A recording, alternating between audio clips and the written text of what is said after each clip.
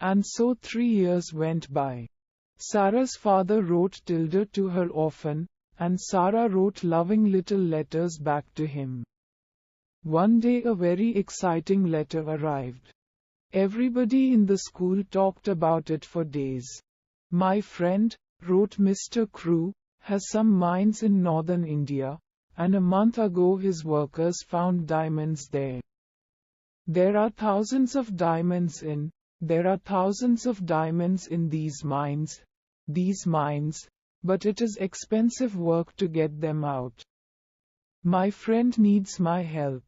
So, little Mrs., this was Mr. Crew's special name for Sarah, I am putting all my money into my friend's diamond mines. And one day you and I are going to be very rich. There are thousands of diamonds in these mines. Sarah was not interested in money, but a story about diamond mines in India was exciting. Nearly everybody was very pleased for Sarah, but not Lavinia, of course. She said, my mother has a diamond. Lots of people have diamonds. What's so interesting about diamond mines? But there are thousands of diamonds in these mines, said Ermengarde. Perhaps millions of them. Lavinia laughed. Is Sarah going to wear diamonds in her hair at breakfast, then? Or is it, Princess Sarah, now? Sarah's face went red. She looked at Lavinia angrily, but said quietly, some people call me, Princess. I know that. But princesses don't get angry or say unkind things, so I'm not going to say anything to you, Lavinia. To me, you are a princess, Ermengarde said to Sarah later. And you always look like a princess, in your beautiful dresses. Sarah was a princess to another girl, too. This was Becky. She was a servant in Miss Minchin's school. And she was only 14 years old, but she worked all day and sometimes half the night. She carried things upstairs and downstairs, she cleaned the floors, she made the fires. And she was always tired and hungry and dirty. She and Sarah had very different lives. Becky cleaned the floors, made the fires. But one day Sarah came into her bedroom, and there was Becky, sleeping in a chair. Oh, you poor thing, Sarah said. Then Becky opened her eyes and saw Sarah. She got up at once. Oh, miss, she said. I'm very sorry, miss. I just sat down for a minute and, don't be afraid, said Sarah. She gave Becky a friendly smile. You were tired, that's all. There was Becky, sleeping in a chair. Are you going to tell Miss Minchin? Asked Becky. She began to move to the door. Of course not, said Sarah. Please don't run away. Sit down again for a minute. You look so tired. Oh, miss, one can't, Becky said. You're very kind, miss, but Miss Minchin, please, said Sarah. She took Becky's hand. You're only a little girl, like me. Let's be friends. And so, Becky sat down again, and soon she and Sarah were friends. Nobody knew about this, of course.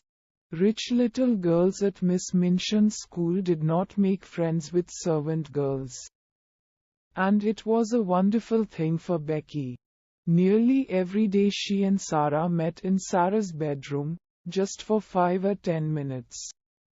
Becky was always hungry, and Sarah often bought nice things for her to eat. They sat and talked, and sometimes Sarah told Becky some of her stories. Becky loved that. Oh, miss, she said. You tell them so beautifully. Sometimes I like your stories better than things to eat. And after those visits to Sarah's room, Becky always felt better, not so tired, and not so hungry. Some months later Sarah had her 11th birthday. Lessons stopped for the afternoon and there was a big party for all the girls in the school. Everybody at Sarah's party was very happy. "This party is expensive for us," Miss Minchin said to her sister Amelia. "But it looks good for the school." That afternoon there was a visitor to the school, Miss Minchin's lawyer. He went with Miss Minchin into her office, and they closed the door. In the schoolroom next door there was a lot of noise from Sarah's party. Everybody in there was very happy.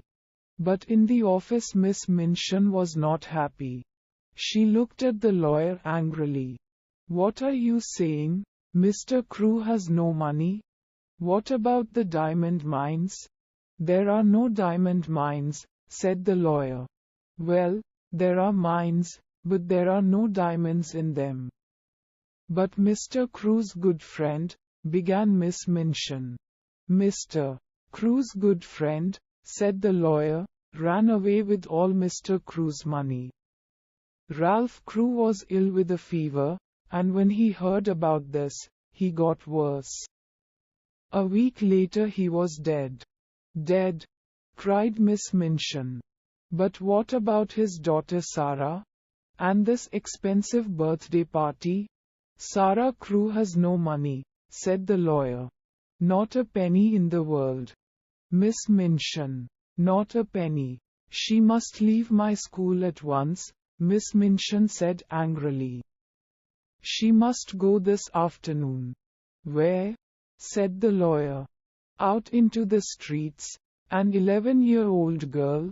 That's not going to look very good for your school, Miss Minchin." Miss Minchin's face went red. "You can't put her out in the streets," said the lawyer. He stood up. "But perhaps she can work for you." The lawyer left, and Miss Minchin called her sister Amelia. "Bring Sarah Crew here at once," she said. 2 minutes later Sarah, in her beautiful blue party dress, stood in front of Miss Minchin. "Have you a black dress, Sarah?" Miss Minchin said coldly. "Yes, Miss Minchin," said Sarah. "But it's very small." "She must leave my school at once," Miss Minchin said. "Go and put it on at once," said Miss Minchin. "Your father is dead. There were no diamond mines, and your father's friend ran away with all his money. You have nothing, not a penny. But I am going to be very kind to you. You can stay in my house, but now you must be a servant and work for your bread. You can sleep in a servant's room upstairs, next to Becky's room, one night." A week later, Ermengarde got quietly out of bed and went upstairs to the attic. Sarah was not there, so Ermengarde sat on the bed and waited. At 10 o'clock Sarah came slowly up the stairs and into the room. Ermengarde looked at her. "Oh, Sarah," she cried. "Are you ill? Your face is white, and you look so tired. It was a hard day." "Me," said Sarah. She sat down. Miss Minchin was angry with Cook. Then Cook was angry with us. Becky and I had no dinner and no tea. "Does that happen often?" said Ermengarde unhappily. "You never told me. Are you hungry now?" Sarah looked at her. "Yes," she whispered. "Yes, I am. Elle would like to eat that table. Elle would like to eat you." Ermengarde jumped up. "Sarah," she cried, "I had a box of things from home today. There is a big cake in it. I am going to get it, now. You and Becky can eat it all." Soon, Ermengarde was back. The three girls sat on Sarah's bed, and there were some happy smiles when Ermengarde opened her box and took out the cake. "Oh, miss, look at that," said Becky. "You are kind."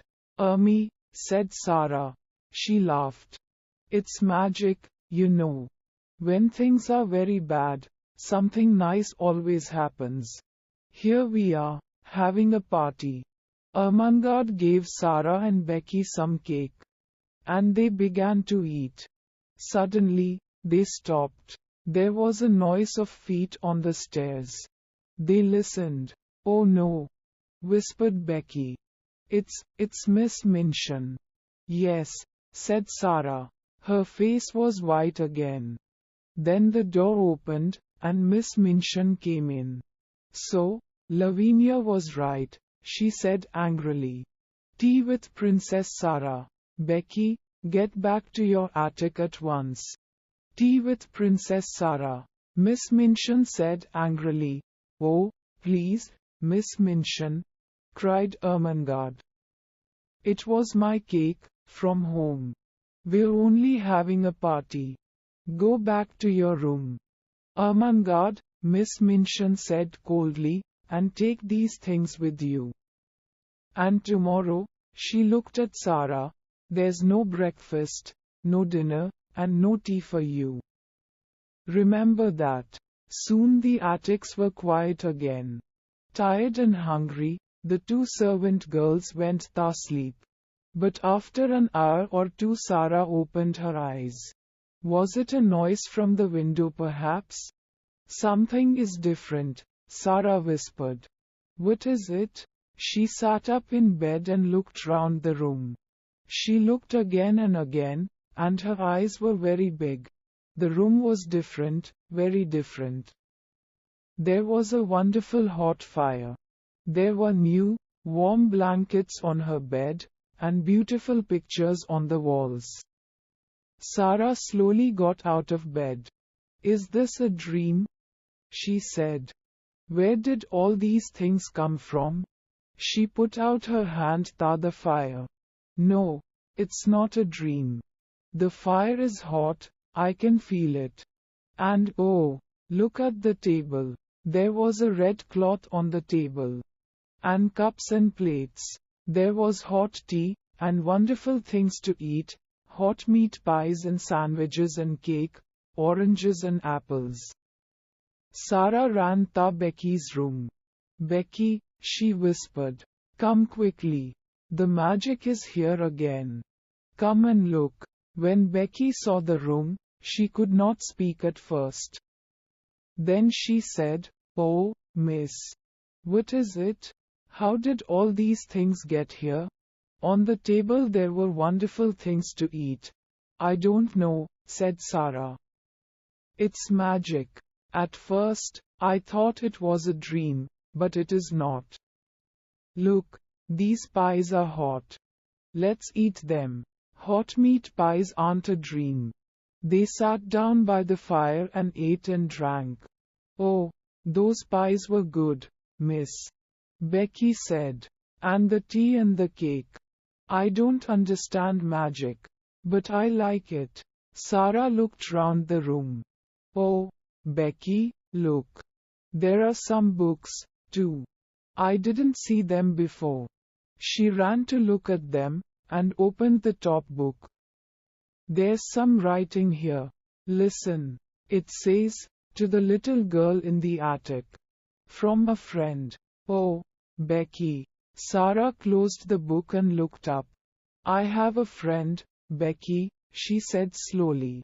"Someone is my friend." The next morning Becky met Sarah in the kitchen.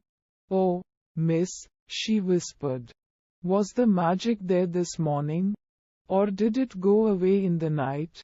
"No, it's still there," Sarah whispered back. "I ate some cold meat pie for breakfast. And the fire was still warm."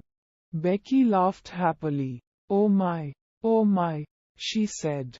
Miss Minchin could not understand it. When Sarah came into the schoolroom, she looked happy and well. Miss Minchin wanted to see a white, unhappy face, and eyes red from crying. "How can that child smile?" she thought angrily. But of course, she did not know about the magic, and the magic did not go away. Every evening, when Sarah went up to bed, she found new things in the attic. There were more warm blankets, for her and for Becky. There were pictures on the walls, there were books, new shoes, and a winter coat. And best of all, there was always a fire, and a wonderful hot dinner on the table. Was the magic there this morning? Becky whispered. But where does it all come from? Becky said one night when they sat by the fire. Who does it, miss? A friend does it, Sarah said. A kind, wonderful friend. But he doesn't want us to know his name. They began to look at one of the new books, and then Becky looked up. Oh, miss, she whispered. There's something at the window. What is it? Sarah got up to look. It's the monkey, she said. The monkey from next door. She opened the window, and the monkey jumped down into her arms. Oh, you poor little thing, Sarah said. You're so cold. Becky was very interested. I never saw a monkey before, she said. He's not very beautiful, miss. What are you going to do with him? It's very late now, said Sarah. He can stay in my room tonight, and I can take him home in the morning. Oh, you poor little thing, Sarah said. The next morning, the first visitor to the house next door was Mr. Carmichael. Back from Russia. But when he came into the house, his face was sad. Mr. Carrisford knew the answer at once. You didn't find her, he said. I found her, Mr. Carmichael said. But it was the wrong girl. Her name is Emily Caref, and she's much younger than Ralph Crew's daughter. I'm very sorry. We must begin again, said Mr. Carrisford unhappily. But where? It's 2 years now. 2 years. Well, she isn't at a school in Paris.